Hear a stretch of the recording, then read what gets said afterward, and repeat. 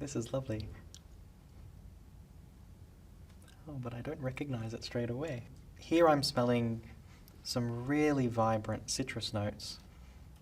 Super, super vibrant, actually. It's sort of the highest pitch you can get with citrus.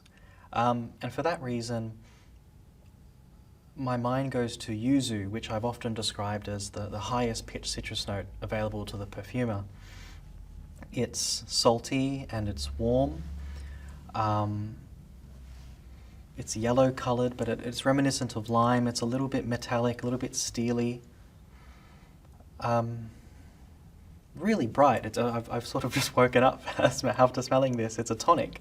This is a Yuzu fragrance, and in terms of the Yuzus that I know of, this should be Note to Yuzu by James Heeley. Oh, goody. This is wonderful. It reminds me of the movement in the late sort of the 70s and the 60s, the sort of French fascination for Japan, the Japonism.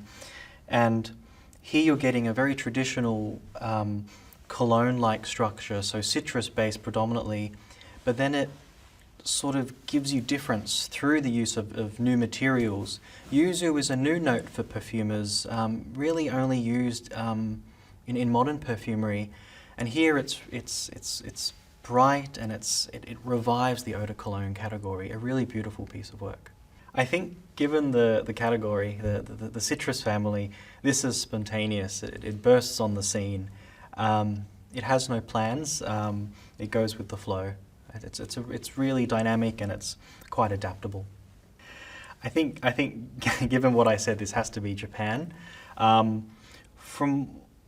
my knowledge, this is inspired by a classic sort of Japanese onsen bath, and the image for James Heeley were traditionally citrus fruits and yuzu would bob in the water, scenting the water. So this is a wintry retreat in Japan. Let's just say Mount Fuji's in the background. But that said, this is the sort of scent you want in the summertime as well. It's really dynamic and bright. But my final answer is Japan.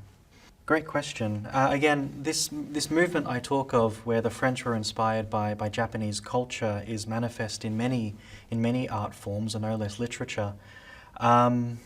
I think of my favorite author, Roland Barthes, who was obsessed with Japan, and he wrote a book called The Empire of Signs, and it's his journey through Japan as a French person.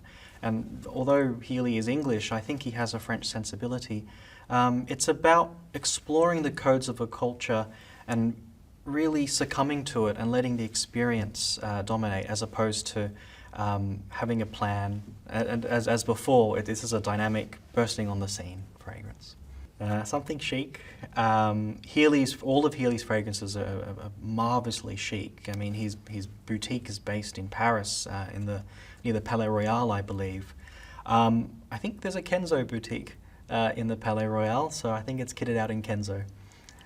This is a citrus, and I think there's a touch of musk in here or something that gives it substance, but this is ephemeral perfumery, so I'd say 4 or 5. Citruses, whilst short-lived, they project quite a bit, but it's again short-lived. So I'd say a good 6 or 7. Yeah, great value. Citrus fragrances are hard. It depends on how you value your wearing experience. Some people measure value by way of longevity. I personally don't. Heeley's are great. Great quality niche, great price range, top marks, so 9, 10.